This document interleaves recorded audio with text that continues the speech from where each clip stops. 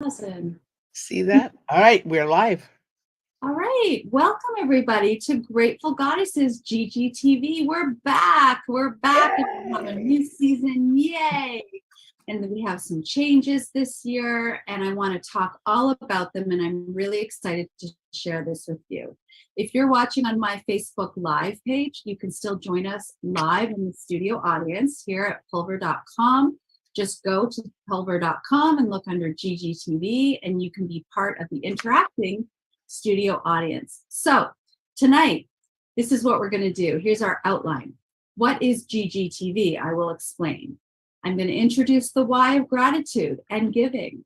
I'm going to include some rituals this season and different little ceremonies that we're going to have. Some stuff that I normally do before going live that I thought, why am I doing it by myself when I can include the community? And these are some things that you can do at home as well. Then we'll have our interview with our guest. We'll show a little video. We'll have some reflection. I want to talk to you about an exchange of energy. And then I will talk about my favorite thing. And you might have an opportunity to talk about yours as well. All right. So over the past 12 years, or rather 12 years ago, when I started Grateful Goddesses here in Chicago, they were in-person gatherings. And my purpose was really to connect people and to learn and to try new things that maybe you haven't tried before, that I haven't tried before. I love learning, and I've been told that I'm like glue, that I connect people, that even perhaps in my past life, I've been a matchmaker. I find a lot of real pleasure out of doing that, out of connecting people and making things happen. When I see change, it really, really excites me. And when I see change in individuals and in communities and in the world, change for good, oh my gosh, that's like beyond. I feel in the flow. So I just want to tell you that I was looking online at the analytics, and I don't need to brag, but I was very, very excited to see that over 12,000 downloads, the past 2.5 years of my podcast. So if you are one of those people who has downloaded and listened and watched on perhaps YouTube, thank you so much for being a dedicated listener. And I hope that you've learned so much, as well as you will continue to do as we go forward. Some of our top episodes have been many people that have joined us here on GGTV, including Tanis Coughlin, Beth Lane when she talked about grief, Jillian Stein when she talked about mental illness, Shilpa Alva, who we'll talk to in just a minute, Making the Choice with Dr. Eva Eager, and so on and so forth. So please check out the episodes. So we have explored the why. We've talked about watching the episodes and learning why we do things, right?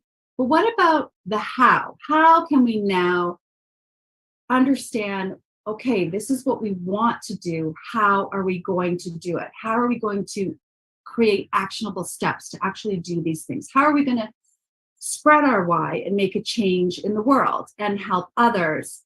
Because we're all connected, right? And once we help someone, it helps someone else, it helps someone else, helps someone else, and then it helps you. So how are we going to do that? How are we going to bring this positive energy? Number one, and we've talked about this many times, is gratitude. Every day I try and either think about it before we, like opening my eyes and getting out of bed. I think about what am I grateful for? Or before I go to bed. If I don't have time to write it out, I just think about it. What is it that went well? It could just be a cup of coffee, that my coffee tasted good. It could just be the air that smelled so sweet, or a glass of water. We are so lucky that we have water. We have water to drink, water to bathe with, water to wash our clothes. I mean, it's beyond comprehension when you think about. We take it for granted. I know I do sometimes. And I've learned from our guests, which we'll get into in a few minutes, that really water, the precious water that we have for many individuals, is very difficult for them to obtain, even for simple hygiene and for simple everyday, like just drinking, that we will just guzzle our water and not even think about that. So hopefully that will resonate with you. Secondly, I was looking up and thinking about acts of service. And did you know that there's science behind it? There's science behind giving. There's science behind emotional health that's impacted by giving. Volunteering, actually, scientists at the National Institute of Health found, I'm reading this, that when people give to charities or you volunteer your time to help others, regions of your brain associated with pleasure and trust are actually activated, creating a warm glow of happiness. It can lower your blood pressure. It can increase your self-esteem. You'll have less depression. It increases your lifespan, and you can just feel greater happiness, right? I mean, that is amazing. Giving of your time. Of course, if you can donate, if you have the funds to do so, that would be incredible. But if you can just volunteer your time, even doing some little bit, you create a ripple effect, just like a drop of water. When it's put in the ocean, it creates ripples and waves that can just help so many individuals and ultimately yourself. Holy cow, right? So what I wanted to say too was I've realized over these past few years and 12 years ago that I really love, like I said, bringing people together and being that glue or matchmaker. And I've decided to go on a personal journey of coaching. And so I am not going to share right now exactly what I'm going to be proposing, but I do want to let you know that I will be having a course coming out soon that you can join up. You can have some private hours with private one-on-one coaching with me, as well as group community building with each other. So stay tuned for that. All right, now I want to show you some rituals that I do before our guest comes on. One of the things I often like to do is light a candle. This one's getting really low, but I really like it. It says, in lieu of what is being released, I would like to welcome, and I put grounding and connection. So if you have a candle, it doesn't have to be this particular one, but I like this one. It smells really good. It's sage. I light the candle before every episode, and I bring in that positive energy. I've also learned from Tennis Coughlin, who's one of our goddesses, as well as Lori Ross and many others, about gemstones and the energy that gemstones have. So I usually look in and just kind of feel or look and pull a gemstone. Tonight, before the show, I chose this one, which is kind of apropos with what we're going to be talking about, because this one, I just want to get my notes here, is, I hope I pronounced it right, a chalcopyrite. It's an uplifting stone. It grounds nervous energy, which allows the body and mind to let go of stress and become calm. So I usually will hold on to the stone during an episode, or I'll place it on my computer, because I've learned that stones, gemstones, have energy, and why not add more positive energy to our episode, to our interview. Okay, so when we live with gratitude and service, we live a purposeful, driven life, right? Okay, so number one, as I mentioned, go to Grateful Goddesses and listen and learn from the episodes that I've recorded. Number two, please join us every Wednesday at 7 p.m. Central to remind you of your goals and get over that midweek hump. Find connections, have fun, learn something new. I mean, this is like a reality show, documentary, sports show, dance show, everything all in one, right? So instead of turning on your Netflix, come join us. Number three, sign up for my course coming soon, in individual private coaching sessions where we can dive deep into you. Number four, practice some mini rituals and daily exercises. These were just two, but I'll show you more, to create habits to move towards a more positive day. So of course, I've learned from all the different speakers that I've had, and I'll share those with you. Okay, now our guest. Okay. I can't say enough about our guest. She is Shilpa Alva from Surge for Water. She's a leader, She has created change. She is but one drop of water that has created a ripple effect that has extended outwards to touch others in the world. Shilpa is joining us from Dubai, and it's 5 a.m. Hi. Hi, good morning. Okay, you're really time traveling. Yeah, I am. What's our future look like? It's great. I think the sun's going to come up in a moment. So always great talking about gratefulness, right? Exactly. Grateful for the sun rising. So our family has been involved in Surge for a long time. I met you, I think it's been 12 years ago at one of your fundraisers. And tell us about Surge. What is Surge? Yeah, you met us at our very first fundraiser in Chicago, I think. So we go way back. Yes, the Surge is a nonprofit that's headquartered in the US, but also based in Dubai, which is why I'm here. And we have a model that works hand in hand with community leaders around the world to provide access to life's most basic needs. So for us, that's safe water, sanitation, and hygiene. And we believe that with access to these basic needs, it's not even that we believe, actually, it's proven studies and proven facts that when you provide these basic needs, communities, families, women, children, especially girls, have a chance at improved education, health, income, and a chance at their dreams, a chance at like a better future. And it all starts with something as basic as having water to live. It's true that girls, young girls, women, are the ones that go and gather water.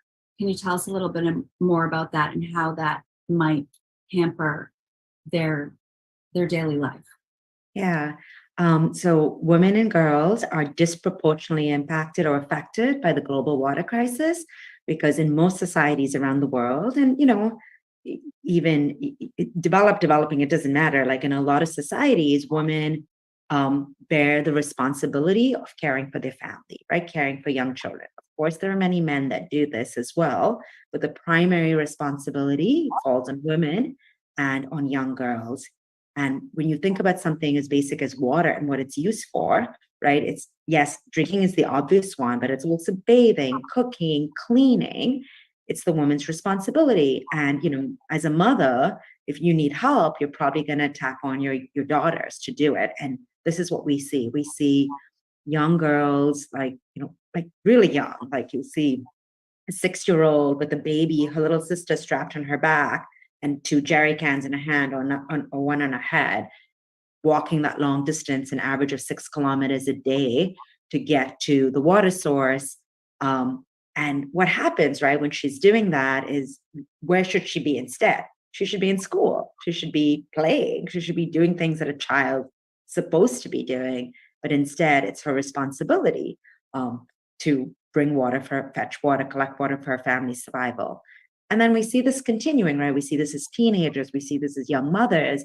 And you think at some point it stops, but you see grandmothers, like really, really elderly women out there collecting water for their family survival. So that cycle just doesn't stop. And at Surge, we're a woman-led, woman-run organization. We have a lot of men involved, but we're definitely center the voice of the woman. Because we're sort of, there's a lot of talk in our space about, like, let's solve this for the women, for the girl child. But unfortunately, we're the least represented in the solution. So a lot of the movements, a lot of the work is led by men, which is fine and great. Like, we want men to be involved. But it's not okay to do this work without centering the woman's voice and understanding her situation, her plight. Because in almost any crisis, the person who is going through it knows what they need. They know what solution they would work for them. They just don't have the resources. So our model is to center the woman's voice, for her to be leading our local chapters, our local movements, to be involved in the education. We run several education programs, to be the program officers, to be construction workers if they choose so. So really having women as part of our solution, so that it's kind of like this holistic view of all the way from leadership to implementation and of course the use incorporates the women's and the girls' voice in the solution. And we really believe that this is what drives sustainability, like true sustainability, because we're listening and learning and then adapting and delivering and customizing our solutions based on this voice. So not just fundraising, receiving money and saying, here you go, here's water, here's a well, go ahead. It's really a lot of education involved.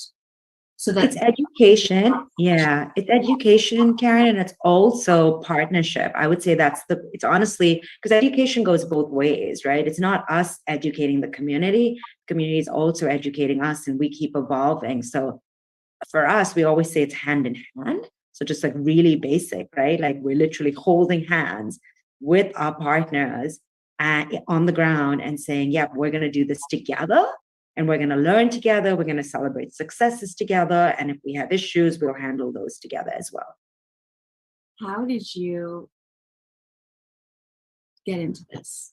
I know the story, but share with us, share with us how this became your passion. Sure. So I'm in Dubai right now because we have a third chapter here, but I was born here and I grew up here in Dubai. And I'm Indian, and my parents, when I was younger, my parents worked, full time, long hour jobs. So every summer, my sister and I would go to India with extended family. And, I always say surge really started when I was 7 years old, because as a young child, I would see, I saw poverty, like on the streets of Mumbai, just extreme poverty, a lot of young children, begging for money, tattered clothes. And, I had this realization very early on that, why am I like, why do I have all of this privilege? Like, how did I grow up? And I came from a middle-class family. It wasn't that we were rich, but it was this concept of like, even as a young child, understanding there was something not fair or unjust in the world of like, how did I get born on this side of the window and like there's children on the other? So that's a calling like that has always stayed with me, like from a very young age, like noticing that inequity. And I always wanted to do something about it, but I didn't know how to do that as a young child. It's a different world. Like now there's just so much access to like, YouTube and TikTok or whatever. There's so many ways for even a child to possibly make a difference, but it was a different time back then. But it always stayed with me. This calling always stayed with me. And then fast forward when I was in university and as, a young adult, like my 20s or 20 years old, I should say in my 20s, I had the opportunity to do an internship like a lot of college students. And I decided that instead of all these internships related to what I was studying, which was chemical engineering, I somehow convinced my family, that an Indian family that's very conservative in terms of like education, especially, that instead of taking an internship that would be completely related to my job, my education, that I was going to go volunteer in India and spend 3 months or more, basically the entire summer break in a little village, the foothills of the Himalayas. It's in a district called Himachal Pradesh. And I worked in a village called Rajgarh. I've heard that it's very developed now. I haven't been back since this experience many, many moons ago. But yeah, and I was there, and my job actually, it wasn't water. I was there because I just saw the injustice, right? I saw that there was poverty. I wanted to do something. You mentioned this earlier, Karen, like just volunteering. It wasn't like I was going there with tons of money. I was a college student, right? I just went there to volunteer. And my job was to teach children, girls and boys, like how, like I was teaching math, I was teaching English. I was, it was kind of that environment. And then I discovered very early on, like day one, that my students wouldn't show up to school because it was their turn to collect water for their family, or they were sick because of a water-related illness. And that's when I'm like, okay, I thought I was passionate about education. Of course, I still am. But you don't even have a chance. You think of Maslow's basic hierarchy of needs. Your basic needs have to be met, like water, food, sanitation, before you can even start looking at like education and work, that next level. And so that was really where it was like, okay, this calling got molded into the space of like, okay, it's water. It's water that's so basic. And that's really where the water started. And then fast forward, I can talk about this forever. Eventually Surge started, but I'll let you guide me if whether you want more details. Well, so when I attended the first fundraiser, it was really, we were meeting some friends for dinner, and then they said, oh, we're attending a fundraiser, come with us. And I remember going, and it was just meeting you, which dynamic, amazing energy, and just so passionate about what you're doing, first of all. And then you were showing, or there happened to be a life straw that was there, which they sell now, like on Amazon. You can get it when you're camping or something like that. But you were actually using this life straw, which is like a straw that you can, it's a filtration system that you were giving to communities so they could go to pond water, if I'm right, and drink and have clean water.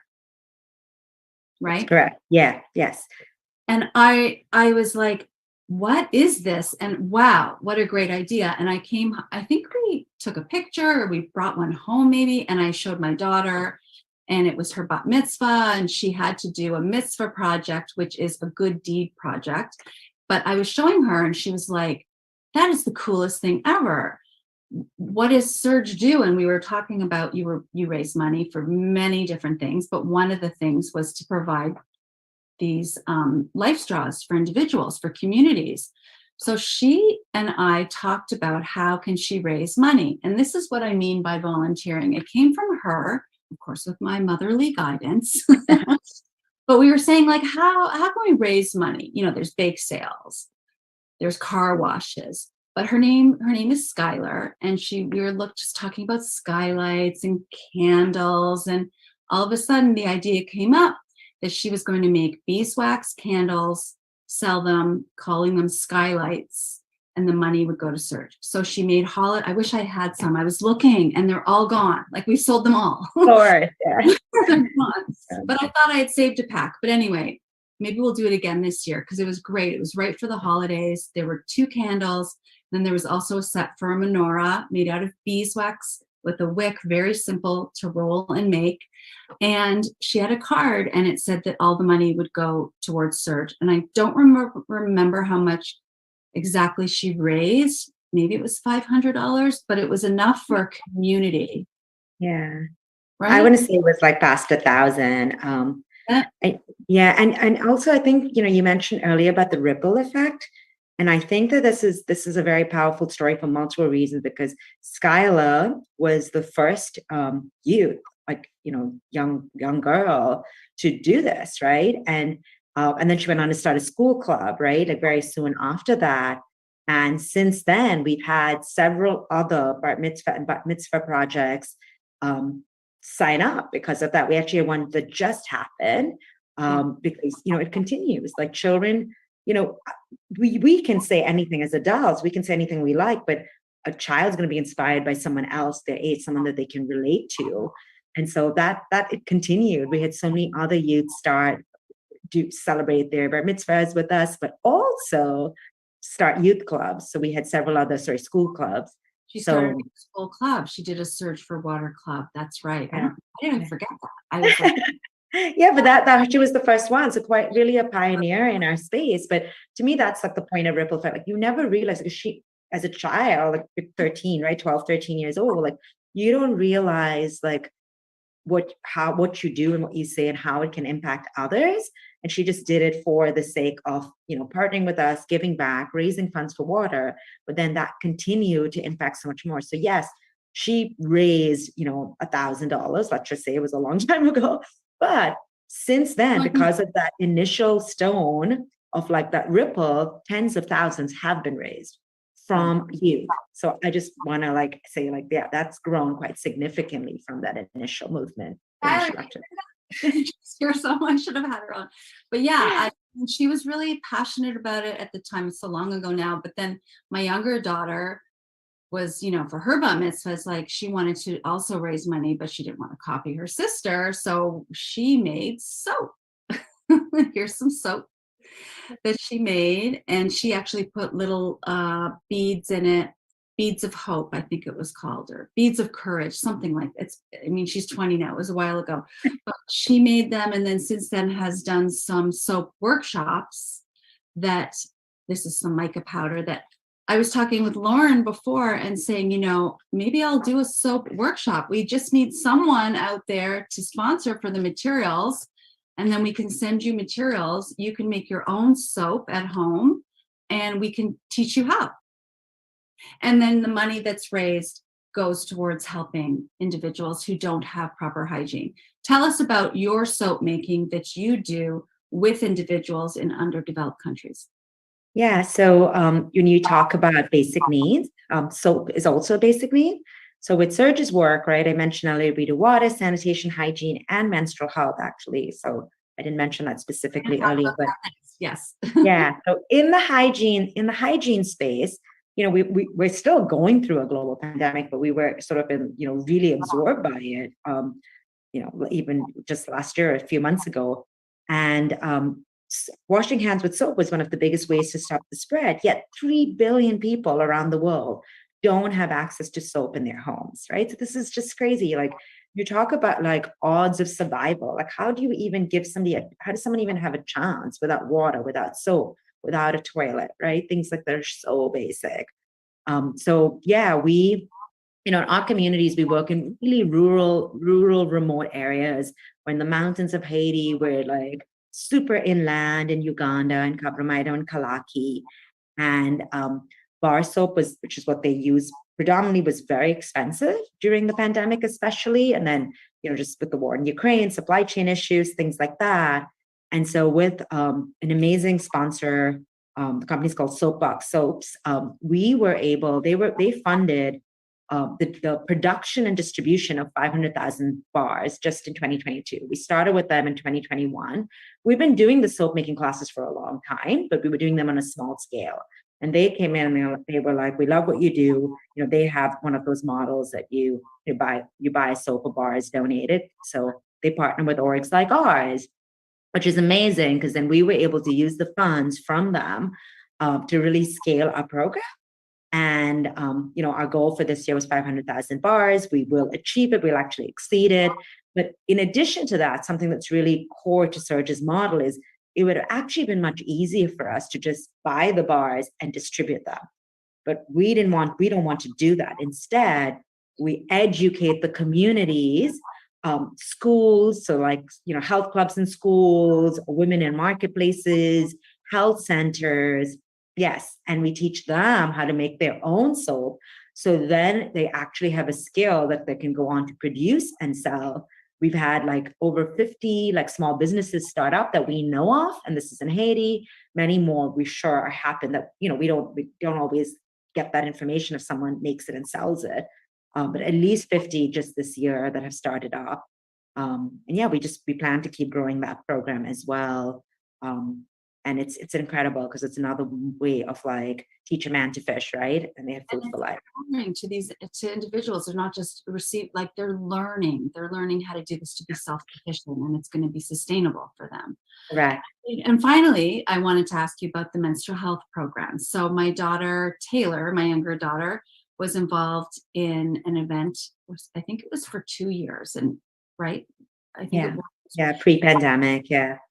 And at first it was like kind of awkward because, it's about periods. But Yeah. we learned so much, both me and both my two daughters, that I didn't know about, like, that, just the shame for certain cultures around their menstrual period, and just having access to menstrual products, that girls would stay home from school because they just didn't have access to any protection. Yeah. Can you tell us a bit more about that and how Surge has helped? Yeah. So, when we started doing this work, we focused on water. And then when we look around us, they're like, wait a minute, if you have water and you don't have toilets and you have open defecation, you're contaminating your water. So we started with toilets. And then the soap, flowed in quite easily because that just you just see all of these issues. Menstrual health was an interesting piece because when we'd go to schools, it started in Uganda actually, we'd go to schools and the head teachers would have like an enrollment chart in their offices. And you would see like right about the ages of adolescence, of like your first cycle, girls would significantly drop. Like the boys would be steady, right? Like, you just a growth even. And then we would see that the girls would be dropping out of school. You just ask even like one or two questions and you know immediately that it's related to their cycle. I mean, you can just see it based on the age of when they're dropping out. And what it is that it's a couple of things. It's the lack of education around your cycle. Sometimes there's the taboos and the myths associated with the fact that once you start your cycle, you are a woman, and now your role is to have a family and care for a family. So you're made to drop out of school. The lack of products, like what are you supposed to do if you have no products, you have no extra even cloth for your cycle, and then the toilets, like the lack of toilets. So we kind of went like we worked, I just remember in the early days we sat on like these mats under mango trees with like local leaders and young girls, and we literally had charts of paper and we started drawing out our education program with them. So everything we develop is not coming in from the outside, we're doing it from within. Like we're really sitting with the community and saying, hey, what do the girls want to learn, and how do we respect your culture, right? We can't just go there and be like, yeah, the period has no taboos, right? That's not true, right? You have to do it respectfully. We call it breaking barriers or break the barriers. And the program is actually called that. But you have to do it in a way that's from within. Like, what is the community ready for? And how do they want to break their own barriers? And so, yeah, it's a copyrighted program now. It's beautiful. It takes a young girl through like, what's the changes in her body, like understanding the different phases in her cycle. And then we teach how to make reusable pads. Every student leaves with 2 reusable pads and the skills on how to make more. We build the toilets in schools with a changing room and an incinerator for disposing pads. We're running this program in Haiti, Uganda, and Indonesia now, in Sumba, a remote island there. And it's one of the programs that gets the biggest, like most positive feedback. It's not like water, of course, is essential, but focus on the girl child and the development. Like the community loves the program. Mothers love this program. We see that men are more involved and engaged because they see that we're doing this in the community, and teaching young boys not to make fun of girls, not to shame girls. Like that's a very important part. So there's just so many layers of it. We're still evolving it. Right now, we're trying a big sister program. So like within that, like who are the mentors and how do they support the young girls? So we're constantly evolving it to improve it. It's actually a part of the program that I'm most passionate about as well. And what was really interesting, Karen, is that once we started talking about what we're doing, we noticed that a lot of our donors and supporters in the US and in Dubai didn't know much about their cycles either and what was happening in their bodies. We're like, wait a minute. Maybe Thanks. We're in Chicago. It was beautiful. And we had a circle of women. Sorry for the men who are joining us, but really, I'm not sorry. You need to know. Yes, exactly. How important this is, and how, you did an activity with roses and people picked roses and talked about different cultures and different religions and how we all feel about the menstrual cycle. And also, what I found very interesting is the different ways that we can also deal with our cycles here in the US, here in North America, rather than using tampons that create, of course there's tampons, but there's special tampons, right? And there's special different, there's more, you explain. Yeah. I mean, so there's obviously the part of like understanding that your cycle is beautiful and it's like harnessing the power of that cycle because of the different phases. And so, and owning it, right? Understanding it. So that's one part of the program. And of course, we made it super beautiful with all the activities. We hopefully will bring it back this in 2023 with Menstrual Health Day. But the product part of it is very interesting, right? Because I can't remember the numbers right now, but the number of pads and tampons we put into the landfills is crazy. And that's going nowhere, like for thousands and thousands of years. So we promote like sustainable products because, when you talk about holistic solutions, right? that's going into water sources. Like that's contaminating water when you put that in landfill. So reusable pads, things like the disc, or there's a sponge. And so, actually it's your daughter, Taylor, who had that part of the program. She had to share product choices, right? Yeah, and it was amazing because, at that young age, you don't always want to dive deep into that topic, but she did. And and then she presented it, and I was so proud of her because it's so crucial that we understand. I mean, I'm 56 and there's some things that I still didn't understand about, like, certain products that I had been using that, oh my gosh, like, it goes into landfill. I didn't understand that. So it was just so informative and so beautiful. So I hope, when you do the next one, maybe you can do them in different states. Just go travel around. Yeah. A road tour or whatever, concert tour on menstruation. Yeah, we would love that. Well, you brought along a video that I'd love for Lauren, if you can share. And then after, if there's any questions that anyone has for Shilpa about how you can get involved or anything regarded to Surge, we'll have some time for that. And then we'll have some time for reflection on some things that we can do as goddesses and Gaiases moving forward. So Lauren, when you're ready. Absolutely. I'm just getting it sized to its right size. Just give me one more second. Sorry about that. Let's see if this is going. While she's doing that.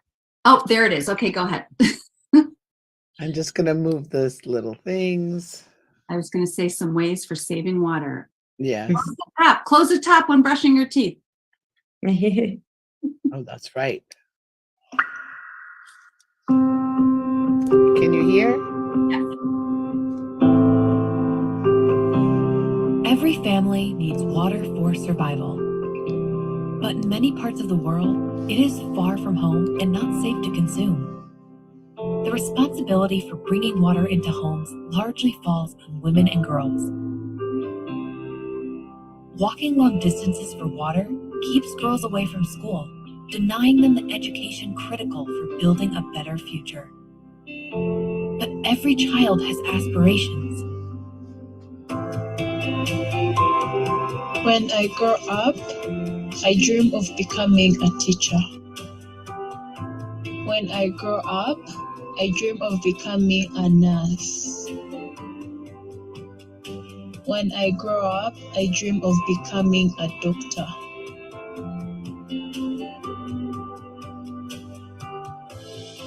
Surge works hand in hand with women and girls to create solutions. With wells, rainwater tanks, and filters, we're providing clean, safe water close to home. We also provide decent toilets and education around hygiene and menstrual health, all of which is crucial to keeping girls in school. Because when girls reach their full potential, they have a chance at a better future, and entire communities can thrive.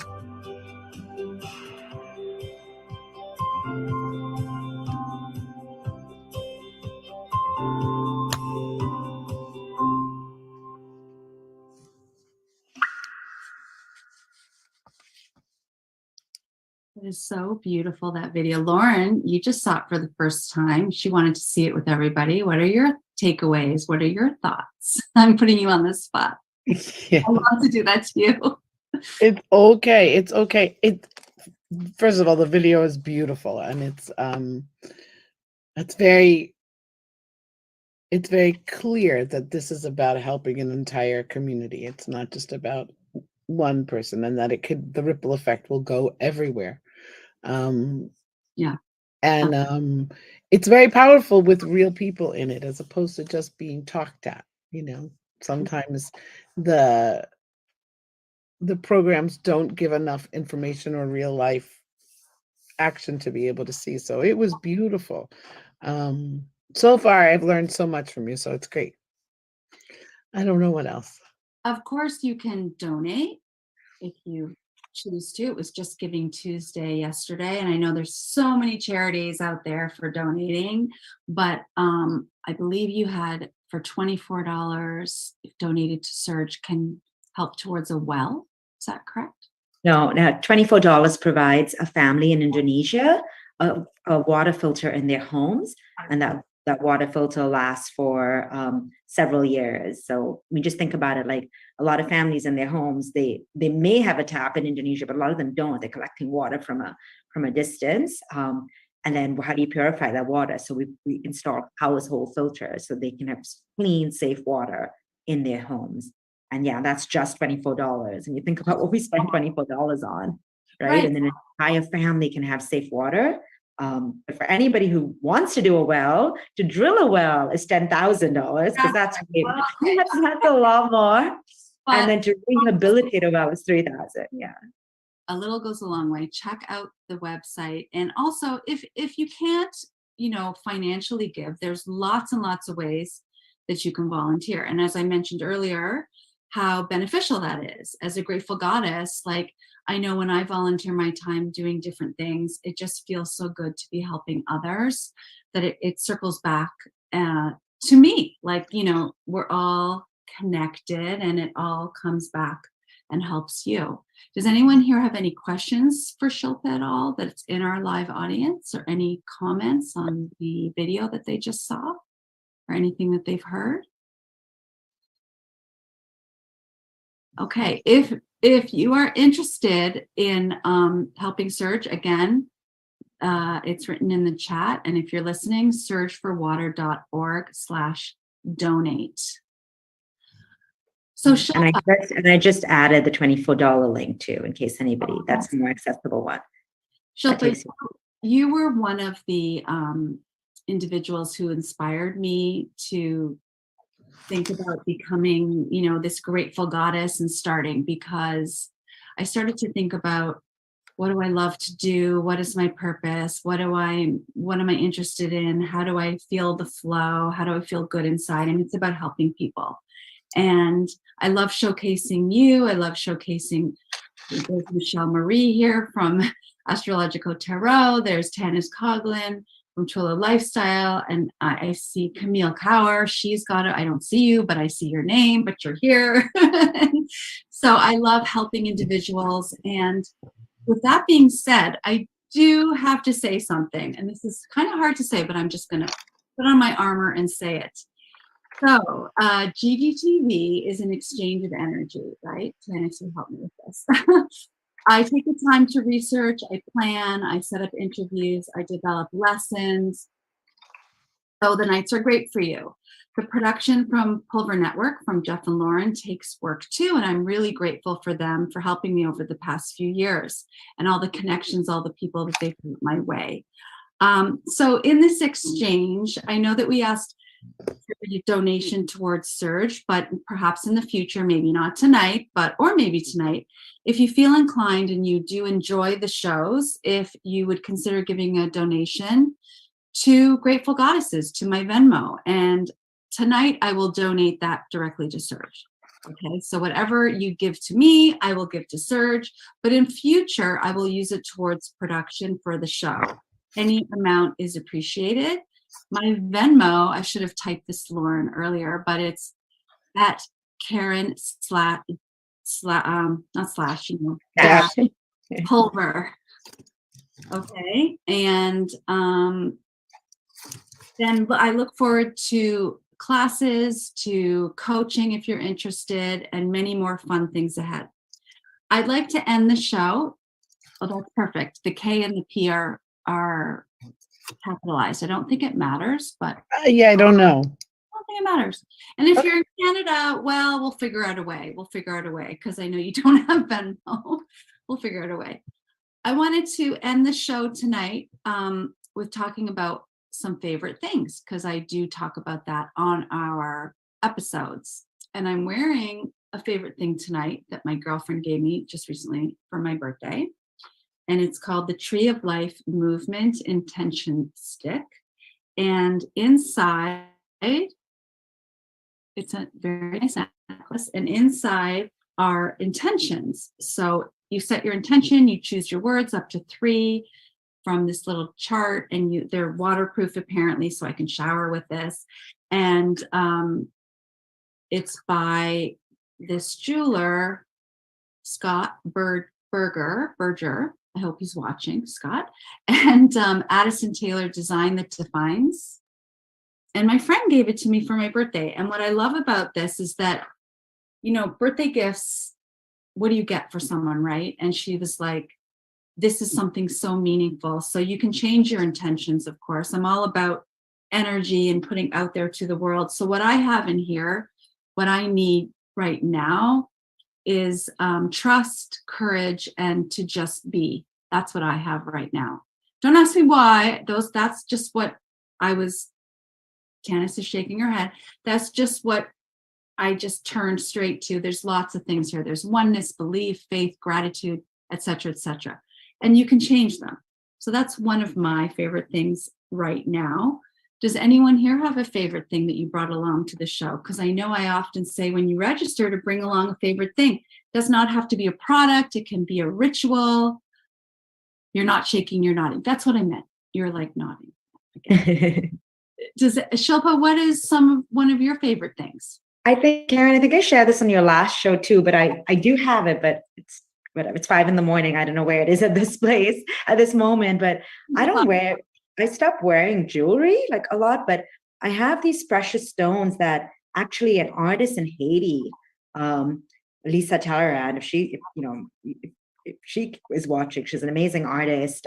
She makes this jewelry from like semi-precious stones, and she would like talk to me and then make this jewelry like based on like what I was like thinking or feeling at the moment. So there's one I absolutely love. It's an amethyst, and she handmade it, and I saw her make it. And there's a couple of other stones on it that there you go. And that's my birthstone. And so it's a stone that I still carry in like my travel wallet, or it's always it's usually my travel wallet, which I still haven't unpacked for my arriving here. And the amethyst is just so special. So besides being my birthstone, it's like, it's calmness, it's peace. And it's sort of this like entryway into the metaphysical, right? And a connection to the divine. So when you talk about spirituality and gratefulness, like, channeling the divine and channeling that like higher energy and higher power, a stone can help you even a little bit, like why not? So to me, that's a very special stone that wherever I am in the world, it's somewhere around me, even if it's not on me at the moment, because I don't wear jewelry much anymore. It's funny because I almost pulled, because my amethyst is gigantic, as you saw. It's gorgeous. I often pull this one out, and my son also gave me one here with a little Canadian flag on it. Yeah, so it's such a beautiful stone, right? It's gorgeous. It is really beautiful, and I know it has a lot of positive energy to it. So thank you for sharing that. And thank you all for joining us. If you would like to connect with Shilpa, how are some ways that people can connect with you? Well, the best way is through our website that's been linked over there. There's a contact us form. We're a small organization, so it's not like I'm saying go to our website. I'll see that like as soon as you send that message. You can also just email friends@searchforwater.org. If you want to email me personally, it's shilpa.alba@searchforwater.org. Very accessible. We welcome volunteers. If you have kids and they want to take after Karen's children and start school clubs, that's another great way to reach out.